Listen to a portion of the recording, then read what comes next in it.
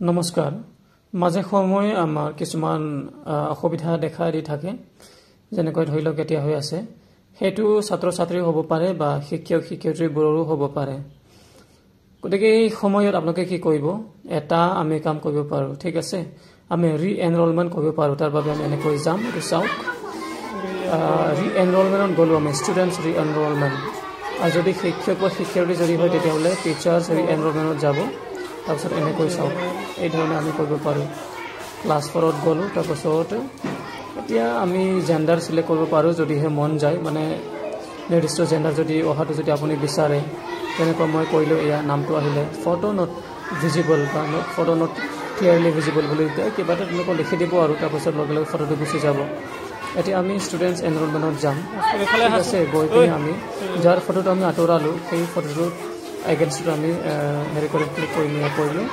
তাৰপিছত আমি ফটোটো নতুনকৈ ল'ব বিচাৰিম মানে ইয়াৰ ফটোটো নতুনকৈ লৈ আছোঁ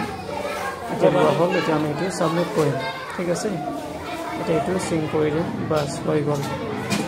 এতিয়া আমি এটেণ্ডেঞ্চটো ল'বলৈ চেষ্টা কৰিম এতিয়া হয়নে নহয় চাব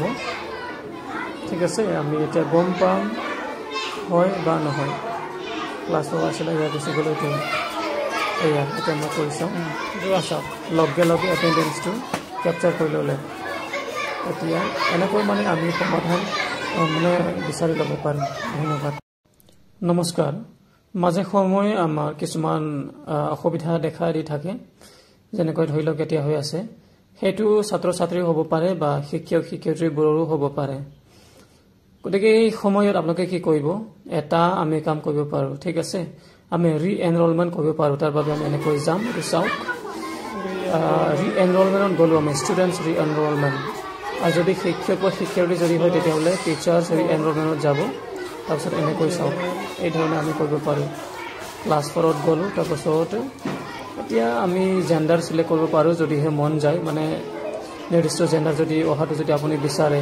তেনেকৈ মই কৰিলোঁ এয়া নামটো আহিলে ফটো নট ভিজিবল বা ফটো নট ক্লিয়াৰলি ভিজিবল বুলি কিবা এটা তেনেকৈ লিখি দিব আৰু তাৰপিছত লগে লগে ফটোটো গুচি যাব এতিয়া আমি ষ্টুডেণ্টছ এনৰোলমেণ্টত যাম ঠিক আছে গৈ পিনে আমি যাৰ ফটোটো আমি আঁতৰালোঁ সেই ফটোটো এগেইনষ্টটো আমি হেৰি কৰি ক্লিক কৰিলোঁ তাৰপিছত আমি ফটোটো নতুনকৈ ল'ব বিচাৰিম মানে ইয়াৰ ফটোটো নতুনকৈ লৈ আছোঁ